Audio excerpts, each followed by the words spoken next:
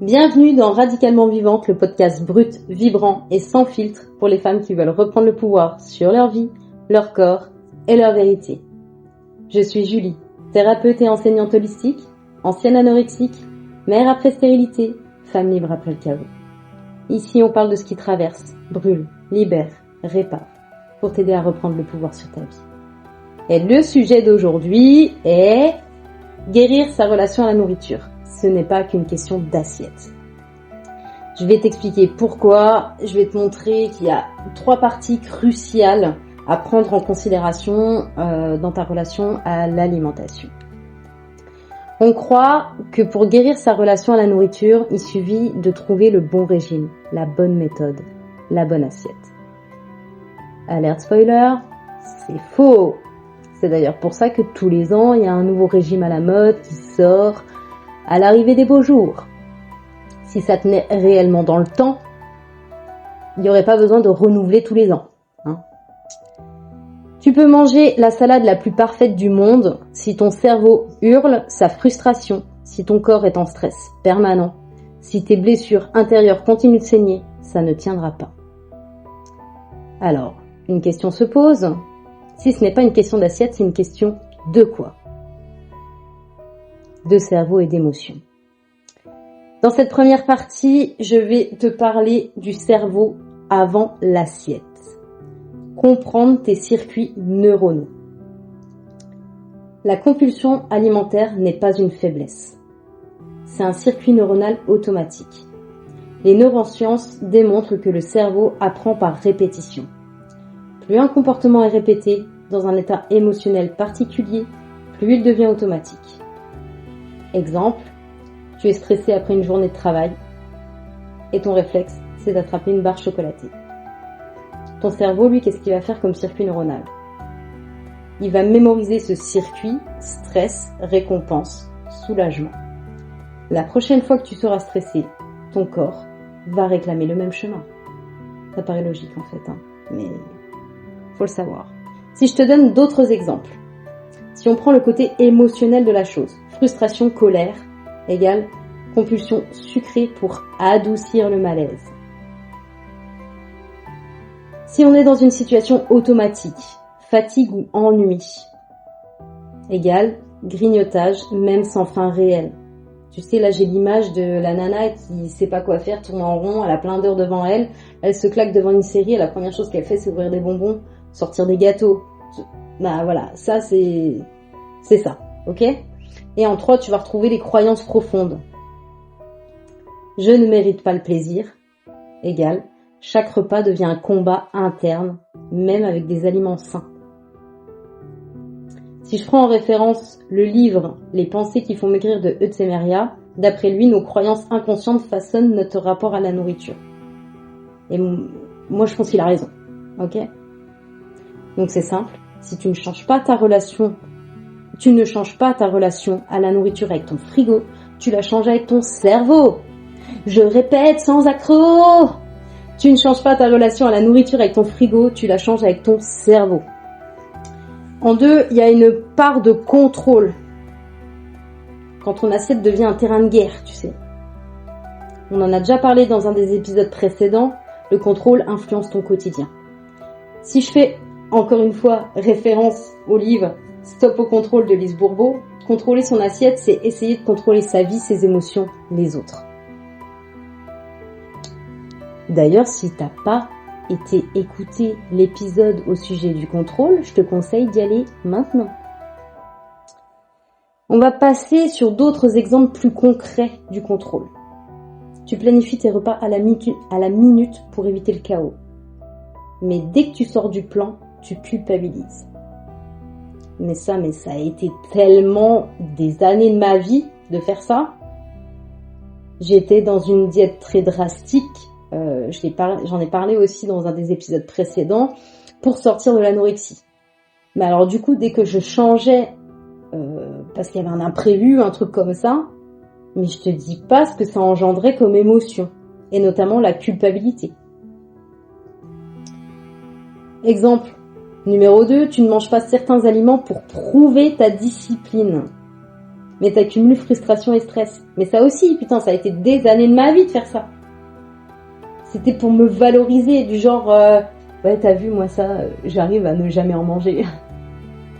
Ah ouais, mais à l'intérieur de moi, c'était le chaos, quoi. On va pas se mentir. Et aussi, tu auras l'exemple, tu repousses tes émotions douloureuses. Et c'est ton assiette qui devient un terrain d'expression. Et c'est là que rentre en ligne de compte la fameuse expression « je mange mes émotions ». Ok ? Si je te parle d'une anecdote perso, actuellement, je suis dans le 5e jour de mon processus pranique.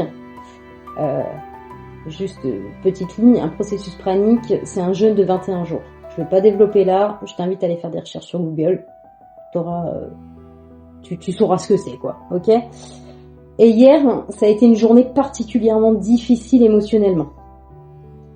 Arrivé à 20h30 le soir, mais j'avais tellement envie de manger. Mais j'avais pas faim. Tu sais, du coup, j'en parle à Chéri, il me dit, bah, va te faire une soupe, parce que j'ai quand même le droit d'ingurgiter des calories liquides. Mais je dis, mais en fait, j'ai pas faim. J'ai envie de manger, je ressentais vraiment le besoin de mastiquer, tu sais. Et ça, c'était juste pour appuyer sur le bouton plaisir. Parce que toute la journée, j'ai évité de ressentir ma culpabilité, ma colère et ma tristesse. Alors du coup, à 20h30, j'avais 2 choix.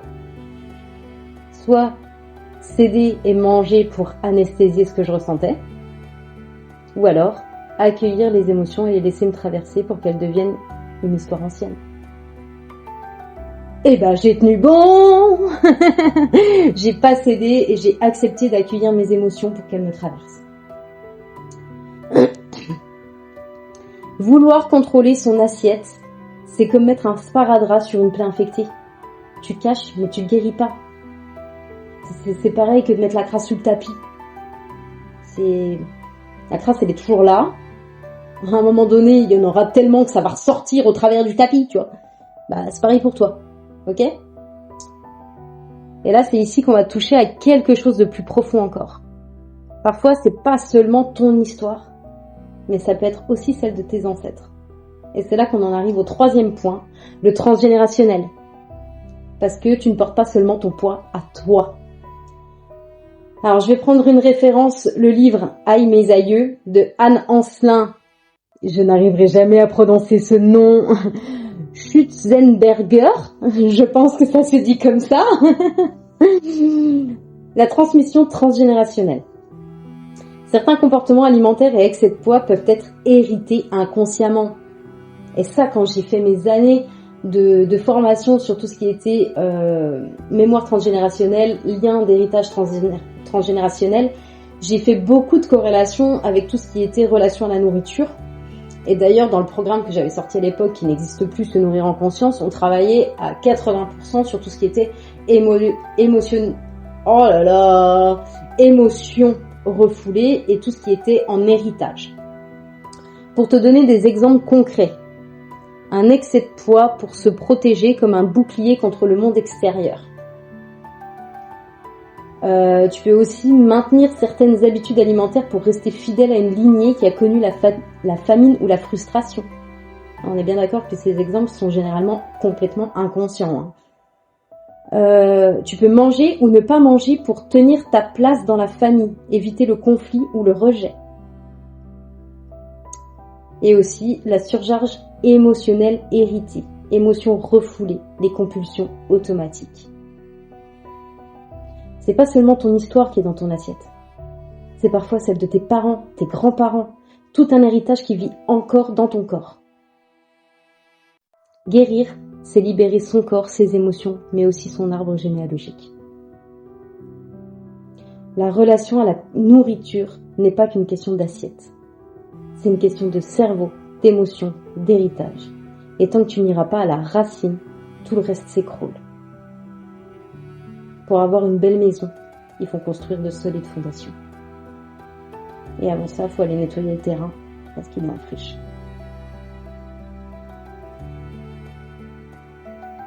Ben voilà, on arrive à la fin.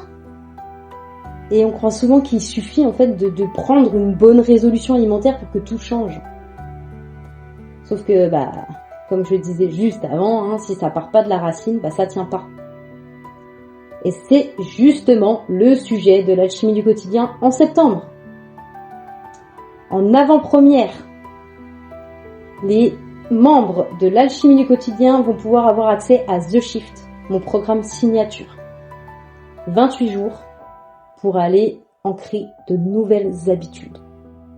Et en bonus, parce qu'on trouvait que c'était pas assez d'offrir un programme à 197 €, on a dit, allez, en plus de tout ça, on va offrir le kit de retour à soi, le bouton pause.